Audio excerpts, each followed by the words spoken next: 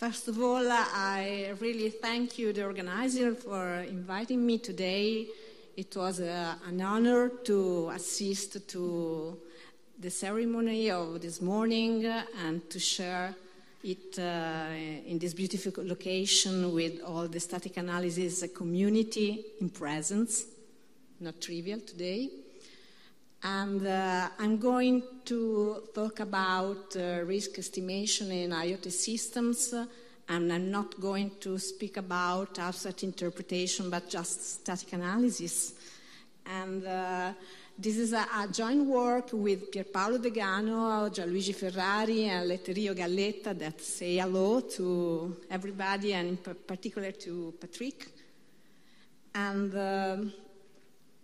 actually, the point is to analyze, to apply analysis to Internet of Things that I do not need to explain why it is important today.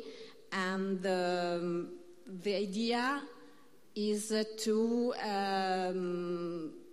try to answer to some of the challenges concerning IoT systems that are hard because they are made of heterogeneous smart objects. They have cyber-physical and dynamic systems, and they raise security and privacy issues that are highly critical but difficult to achieve in general. And our goal is to provide a unifying framework based on formal methods, and the idea is to, this is a sort of vintage talk, so we specify IoT system with a process algebra that is called IoT Lisa, and we try to reason on their properties in terms of correctness and security and safety, risk and costs, but I will just present a non-technical overview of our approach in order to let you go to dinner in a quick period. So, IoT Lisa is a process algebra that try to reflect the hierarchical structure of a network in which there are multiple nodes, sensor, actuators, and in which the communication is a group one among nodes and is a local communication in the style of Linda, and it could also present some cryptography. It has a formal semantics, and the properties we are interested today is tracking data, abstract data. So, which is our technique. So, actually, I start from this because I think that this picture is beautiful, and I remember Patrick saying that everything is abstract interpretation, and that the world divides into categories, people that knows and people that doesn't know, but actually they all use abstract interpretation, and of course all other static techniques are based on the same well-founded ground. So if you want, there is a sort of familiarity with the control flow analysis and type systems. So our technique is control flow analysis. And unfortunately, we do not have any picture on control flow analysis by Kandinsky. It's a pity, but anyway. And the idea, but I just give you an overview, is that this kind of control flow analysis for IoT Lisa can help us to safely over-approximate the interaction among nodes, and in particular how data can spread from sensor to network, how data are manipulated, And the real focus today is on which data and logical condition critical decision, in particular the actuators one, depend. So I will use a scenario of an indoor environmental monitor in order to describe and illustrate our approach. So suppose to have a smart building in which there is a general monitor that is connected with every room in the building. Each room has a central room controller that can manage a sensor that is a pump, a water pump, and a water level sensor and an actuator that handles a pump. And then the room controller is connected to a set of environmental nodes that sense data from the environment, in particular temperature and fire. And also they can trigger the proper actions with over the suitable actuators, and this is the more or less the schema, and we are going to analyze the situation in which there is a fire alarm to handle. So without going too much in details, the specification gives the several nodes specification, and each node comes with a label that is the node identifier, and inside the body of each node we find a local shared store sigma and a control process that embeds all the logics that regulates the node, and then we can have different sensor and actuators plus something else that we are not interested into now. And for instance, each environmental node senses temperature in different corner of the room, and this is an important thing to do to say now is that we are dealing with abstract values. So our analysis is independent on the concrete values. So I'm not interested in knowing that the temperature or the fire detection gives particular integer values, but it is important to say that here we collect this data, this kind of data. And after collecting data from each corner, in this case of, there is a mistake for fire detection, these data are sent to the room controller, and the room controller is going to check if there is an alarm to handle. So the room controller specification checks by asking whether, for instance, the water level is in the right level, and if the average temperature in the room is over a sort of threshold, that is an anomaly threshold, or if there is at least a sensor that detects smoke or flames or whatever. In this case, I'm just focusing on the anomaly management. There is a fire alarm. So this is the specification. What does our control flow analysis do? It can understand which is the abstract behavior of these systems of nodes, and in particular, it can provide the abstract value that corresponds to the condition that triggers the alarm. And in particular, the abstract value is named VFAR, and it reflects the composite structure of the condition, that is a Boolean condition, on which the trigger is based on. And at that point, so ex post, with respect to an analysis that is able to provide the general behavior of the system of nodes, the abstract values can be used to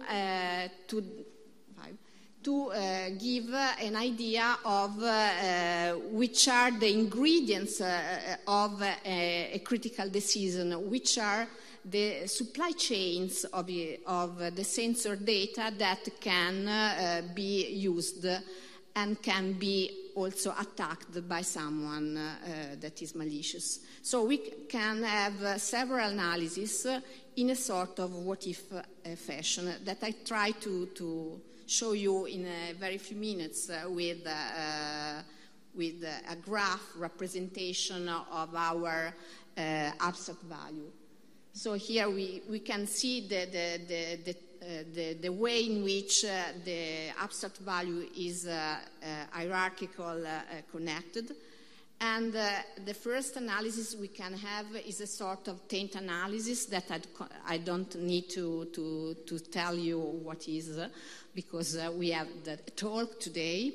And we have the possibility to partition abstract data in that are our sources, in tainted and untainted, and propagate directly on the abstract values. So suppose, this is a very toy example, that the attacker try to tamper the first sensor of temperature, then we can propagate directly inside the abstract value, and we can arrive to say that in this case the abstract value is tampered as well. I mean, is unreliable because it was in some sense intoxicated by the taint value in the source. So the sink in this case can be tainted as well, and this can alarm us because it says that the critical decision can be altered by this fact. At the same time, looking at this picture, we can also try to intervene, for instance, sanitizing the average aggregation function with some redundancy, with some check with an historical record of data or something else. At the same time, we can also think about something less Manichaean. So we can try to answer to a question, what happens if some of the data are not good? And this can be seen for instance, with a metaphor of a mask. So suppose that for your average, you need to have 3 good sensor data on 4. For instance, you need to have at least 1 from the first and the last to be correct. And then you can have a resilience analysis because you can say that your average function can tolerate this sort of uncorrectness, and this means that your abstract value is correct up to this condition that you can see as a formula in the style of quality predicates of Fleming and Andres Nielsen. The last thing we can do is looking at the same values and reasoning in terms of attack fault tree, but not on the structure of the network, but on the structure of the value. And in this case, we can see that, for instance, an attacker can try to attack the fire detection sensors, and we can try to measure the efforts. For instance, we can give a score, FIFAR, Similarly, we can assign the score feed water, and finally also feed temperature for attacking temperature sensor. This means that we can also compare all these scenarios and understand that, for instance, attacking temperature sensor is easier for an attacker, and so we can try to protect better. I'm finishing. So this is a way to use ex post the behavioral analysis we have, the tracking of data, and apply afterwards some consideration in order to understand whether it is possible for an attacker to alter the result of a condition. And at the same in the same way, we can also think about robustness, because sensor can be tampered but can also give incorrect answer because of accidental failures. And this is the analysis overview that I do not want to show. And so by concluding, IoT LISA can help us to specify IoT systems. We can provide a static analysis that is an abstract way to look at data tracking and data dependencies. And we can reason on attacks and the supply chains of data that are used to take critical decisions.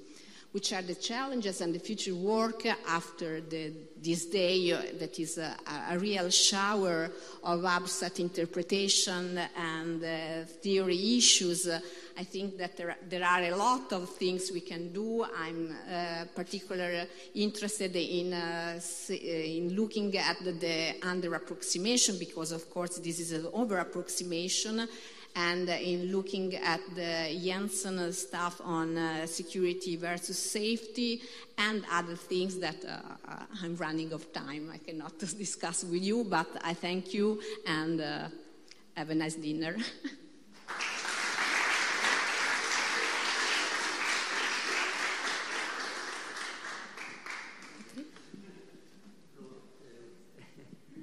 I have something I have not understood. You have your logic, you specify the system. Mm-hmm. Then you speak about security property, but I have never seen a definition of what it means, except that it might be a set of behaviors also specified in your logic, and you prove that the system is included in this set of behaviors, more or less. Is this what... No, you're right. You're right, because I during the day I skipped all the technical stuff in the presentation. Okay. Of course, we have a formal framework. We have all the rules for extracting the behavior, the static behavior.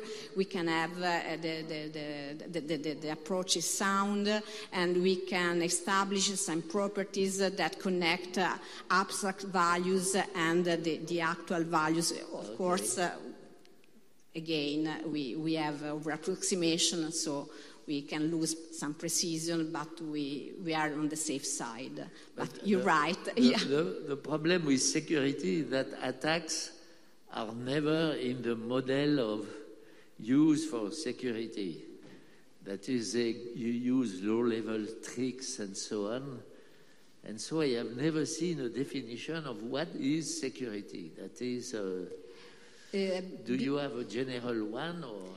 No, I think we can, there is a meta-analysis on the analysis results. So you are how can I say, you are thinking about having an attacker and say, okay, if you have an attacker and these values are wrong, what is the possible results in terms of your decision? But of course, we have to take the attacker in the formal framework. The attacker must be formalizable by your logic. Yeah. And that's the limit of the approach. Pardon? That's the limit of the approach, because any attack which is not formalizable by your process, I don't remember something LISA, you cannot handle it. No, for instance, with LISA, that was the predecessor of IoT LISA, we had a general formula that allows us to analyze the presence of the attacker without analyzing a specification of the attacker, by assuming that it's a Dolevy attacker, able to do everything, so taking everything that the analysis say that could be sent on a channel, and at that point the attacker could have that in its knowledge, and vice versa. Everything that was in its knowledge can be sent on the network. So we can, of course, include. This is a sort of preliminary overview of what are the risky part in the critical decision. So the point here is to focus on the conditions that can be altered and impact on the security of the overall system.